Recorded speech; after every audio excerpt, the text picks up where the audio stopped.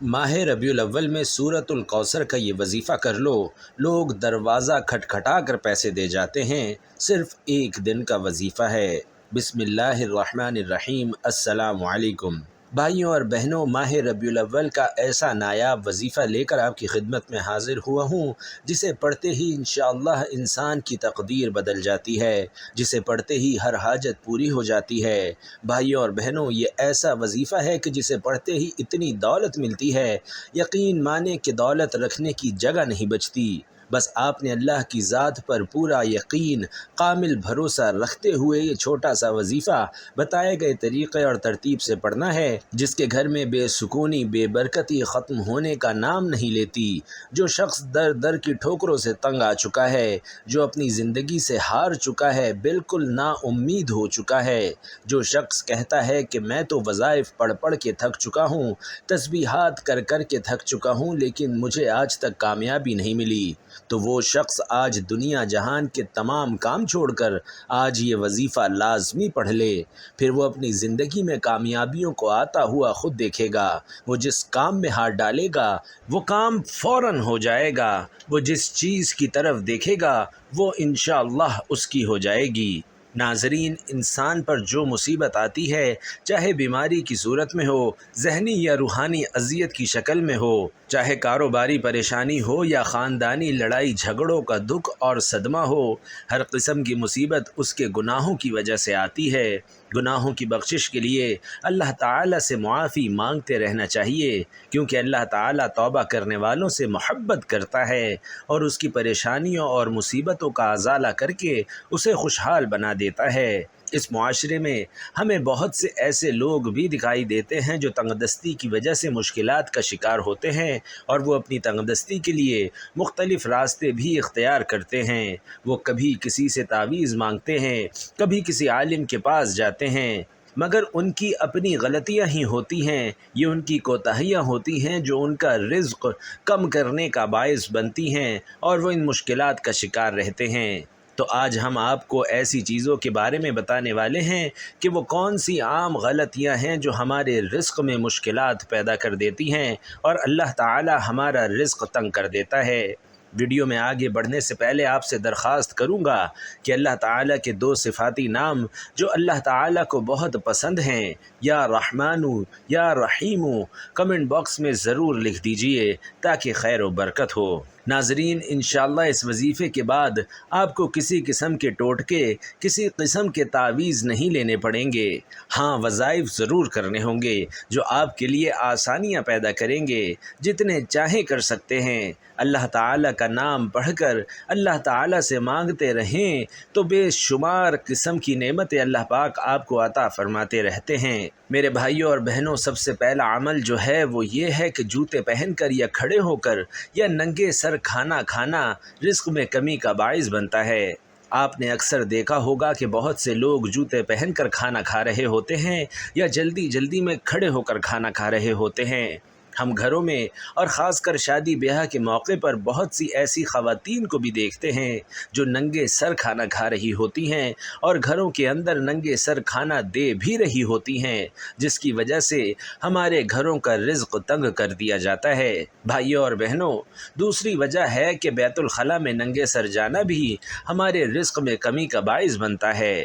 عام طور پر دیکھا جاتا ہے کہ جب خواتین بیت الخلاء جاتی ہیں تو ان کا سر ننگا ہوتا ہے، یہی ننگا سر ان کے رزق میں تنگی کا باعث بنتا ہے، تو لہٰذا اس بات سے خواتین کو اجتناب کرنا چاہیے، کیونکہ اس سے انسان کا رزق تنگ ہو جاتا ہے۔ ایک زمانہ تھا جب مہمانوں کو رحمت سمجھا جاتا تھا، مگر آج کل کے دور میں مہمانوں کو زحمت کہا جاتا ہے۔ یہ عادت، یہ سوچ اور یہ خصلت بھی گھروں میں، معاشرے میں رزق کی تنگی کا باعث بن رہی ہے، بلکہ بن چکی ہے۔ تو ہمیں چاہیے کہ مہمان کو اللہ کی رحمت سمجھیں، کیونکہ مہمان اللہ پاک کی طرف سے رحمت لے کر آتا ہے۔ حضرت عبداللہ ابن عباس رضی اللہ تعالی عنہ فرماتے ہیں کہ صغیرہ گناہ بار بار کرنے سے صغیرہ نہیں رہتے بلکہ کبیرہ بن جاتے ہیں، اور استغفار کر لینے سے کبیرہ کبیرہ نہیں رہتے بلکہ وہ معاف ہو جاتے ہیں۔ تو اللہ ذوالجلال ہم سب کو معاف فرمائے، آمین۔ ناظرین، وقت کی نزاکت کو مد نظر رکھتے ہوئے آئیے آج کے اس بابرکت عمل کی طرف چلتے ہیں۔ عمل کا طریقہ کار سمجھ لیجئے گا۔ ماہ ربیع الاول کے مہینے میں آپ کو جب جہاں جیسے جس دن وقت مل جائے، باوضو مصلی پر بیٹھ کر آپ نے سب سے پہلے نبی کریم صلی اللہ علیہ وسلم کی ذات مبارکہ پر درود پاک پڑھنا ہے۔ بھائی اور بہنوں، درود پاک آپ کوئی سا بھی پڑھ لیں، آپ مختصر اور پیارا سا درود صلی اللہ علیہ وسلم پڑھ لیں یا صلی اللہ علی محمد پڑھ لیں، لیکن یاد رکھیے کہ درود ابراہیمی یعنی وہ درود جو ہم نماز میں پڑھتے ہیں اس کی سب سے زیادہ اہمیت اور فضیلت ہے۔ پیارے آقا صلی اللہ علیہ وسلم تمام درودوں میں درود ابراہیمی کو زیادہ محبوب رکھتے تھے، تو اگر آپ درود ابراہیمی پڑھتے ہیں تو یہ زیادہ فضیلت والا ہے۔ صلی اللہ علیہ وسلم ایک بار کمنٹ باکس میں لکھ دیجئے اور درود ابراہیمی ثواب کی نیت سے ایک بار میرے ساتھ پڑھ لیجئے۔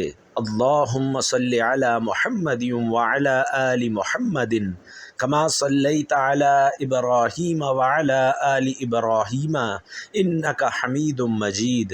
اللہم بارک علی محمد وعلی آل محمد کما بارکت علی ابراہیم وعلی آل ابراہیم انک حمید مجید۔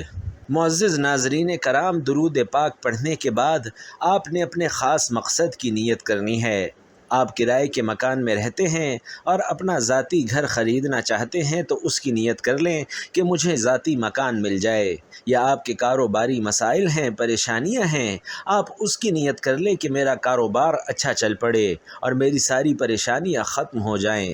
آپ کی اولاد اگر آپ کا کہا نہیں مانتی اور اپنی مرضی کرتی رہتی ہے، اس کے لیے پڑھ لیں۔ نافرمان شوہر کے لیے پڑھ لیں۔ آپ اپنے بچوں کی شادی کہیں اچھی جگہ کرنا چاہتے ہیں یا آپ کے بچوں کا اچھا رشتہ نہیں ہو رہا، لوگ آتے ہیں اور دیکھ کر چلے جاتے ہیں، آپ اس کی نیت کر لیں کہ میرے بچوں کی شادی کہیں اچھی جگہ پر ہو جائے۔ الغرض آپ کا جو بھی مقصد ہے، جو بھی حاجت اور خواہش ہے، آج مانگ لینا۔ آج اگر آپ کو لگتا ہے کہ میری فلاں خواہش ناممکن ہے، وہ کسی بھی صورت پوری نہیں ہو سکتی، تو آج اپنے مقصد کی نیت کرتے ساتھ ہی فوری طور پر ایک بار تعوذ اور ایک بار تسمیہ یعنی اعوذ باللہ من الشیطان الرجیم بسم اللہ الرحمن الرحیم پڑھ کر وظیفے کا آغاز کرنا ہے۔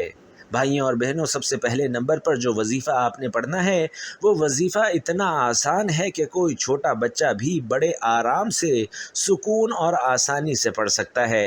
پہلے نمبر پر جو وظیفہ آپ نے پڑھنا ہے، یہ وظیفہ آپ نے اپنی زندگی میں بہت بار پڑھا ہوگا۔ آپ نے یا مسبب الاسباب پڑھنا ہے۔ یا مسبب الاسباب کا مطلب ہے اے اسباب پیدا کرنے والی ذات، اگر آپ کی کوئی ایسی حاجت ہے، خواہش یا مقصد ہے جو پورا نہیں ہوتا، تو آج آپ یا مسبب الاسباب پڑھ کر اللہ سے اسباب مانگ لو۔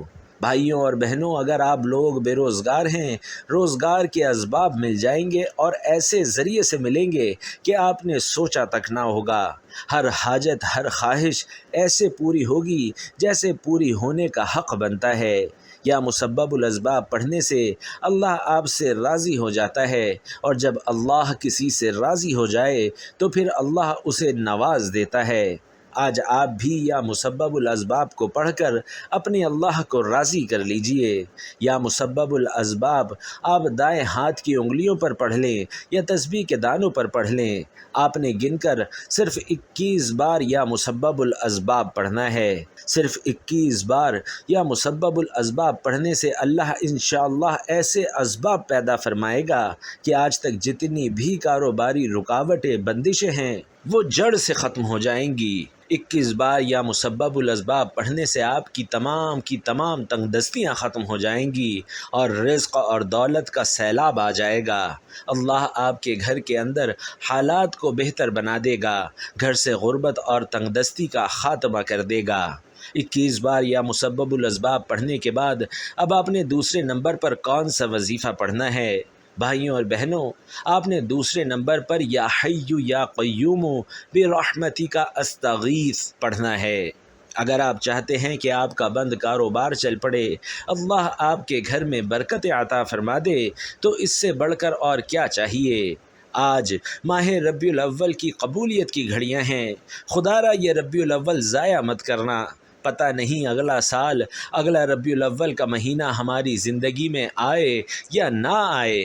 آج کے دن اگر کوئی رب کریم سے 1,00,000 حاجات بھی مانگتا ہے تو اللہ اس کی 1,00,000 حاجات کو پورا کر دے گا۔ آپ نے یا حی یا قیوم برحمتی کا استغیث دائیں ہاتھ کی انگلیوں پر یا تسبیح کے دانوں پر صرف 33 مرتبہ پڑھنا ہے۔ ناظرین، اللہ والے فرماتے ہیں کہ یا حی یا قیوم اللہ تعالیٰ کا وہ اسم اعظم ہے کہ جسے پڑھ کر اگر بندہ رب کریم سے جھولی پہلا کر جو مانگتا ہے، جیسا مانگتا ہے، جتنا مانگتا ہے، میرا رب اسے عطا فرما دیتا ہے۔ اگر آج آپ 33 بار یا حی یا قیوم برحمتی کا استغیث پڑھ کر رب کریم کے سامنے اپنی جو بھی حاجات رکھیں گے تو میرا رب آپ کی مصلی چھوڑنے سے پہلے عطا فرما دے گا۔ جب آپ 33 بار یا حی یا قیوم برحمتی کا استغیث پڑھ لیں تو اب آپ نے آج کا تیسرا اور آخری وظیفہ پڑھنا ہے، جس کے بغیر یہ عمل ناممکن ہے، جس کے بغیر یہ عمل مکمل ہی نہیں ہو سکتا، کیونکہ یہ عمل اس پورے وظیفے کی ریڑھ کی ہڈی ہے۔ آج آپ نے قرآنی سورت کو پڑھنا ہے، جسے دولت والی سورت بھی کہا جاتا ہے، اور یہ قرآن پاک کی سب سے چھوٹی سورت ہے۔ آپ نے تیسرے نمبر پر سورت الکوثر پڑھنی ہے۔ اعوذ باللہ من الشیطان الرجیم، بسم اللہ الرحمن الرحیم، انا اعطیناک الکوثر فصل لربک وانحر ان شانئک هو الابتر۔ آپ نے ناظرین سورت الکوثر کو 41 بار پڑھنا ہے، اور جب جب آپ سورت الکوثر کی تلاوت کر رہے ہوں کوشش کریں کہ آپ روتے ہوئے، تڑپتے ہوئے، سسکتے ہوئے، اللہ تعالیٰ کا شکر ادا کرتے ہوئے رب کعبہ سے مانگتے چلے جائیے۔ یقین کیجئے کہ یہ ایسی سورت ہے جسے 41 بار پڑھنے سے اللہ تعالیٰ آپ کی نسلوں کو آباد کر دے گا۔ جن گناہوں کی پکڑ کی وجہ سے رب نے آپ کا رزق تنگ کر دیا ہے، آپ کے گھر میں پریشانیاں ہیں، فاقے ہیں، تنگ دستیاں ہیں، ناظرین اس سورہ مبارکہ کی فضیلت اور برکت سے ہر طرح کی پریشانیاں، ہر طرح کے گناہ اور بندشیں انشاءاللہ ٹوٹ جائیں گی اور کامیابی آپ کا مقدر ہوگی۔ جب آپ یہ تینوں اعمال بتائے گئے طریقے اور ترتیب سے پڑھ لیں تو آخر میں نبی کریم صلی اللہ علیہ وسلم کی ذات مبارکہ پر اتنا ہی درود پاک لازمی پڑھیے گا جتنا آپ نے عمل کے شروع میں پڑھا تھا۔ لیں، اب آپ کا عمل مکمل ہو گیا۔ یاد رکھیے کہ جب آپ عمل شروع کریں تو آپ نے اپنے دل میں اپنی حاجت، اپنی مراد، جس کے لیے آپ یہ وظیفہ پڑھ رہے ہیں، جو آپ کا مقصد ہے، وہ آپ نے ذہن میں رکھنا ہے، اور آخر میں آپ نے دعا ضرور مانگنی ہے۔ اپنی تمام پریشانیوں کے لیے، حاجتوں کے لیے، دکھ تکالیف کے لیے اللہ پاک سے رو رو کر، گڑ گڑا کر آپ نے دعا ضرور مانگنی ہے۔ اللہ پاک اپنا کرم ضرور فرمائیں گے۔ اللہ بہتر سے نہیں بلکہ بہترین سے نوازے گا انشاءاللہ۔ دعا ہے کہ اللہ تعالیٰ ان وظائف کی بدولت ہماری تمام مشکلات، پریشانیاں اور رزق کی تنگی کو دور فرمائے اور ہمارے لیے آسانیاں پیدا کرے، آمین یا رب العالمین۔ ناظرین، ویڈیو پسند آئی ہو تو کمنٹ باکس میں ایک بار جزاک اللہ ضرور لکھ دیجیے گا۔ اللہ آپ سب کا حامی و ناصر ہو، آمین۔ السلام علیکم ورحمۃ اللہ۔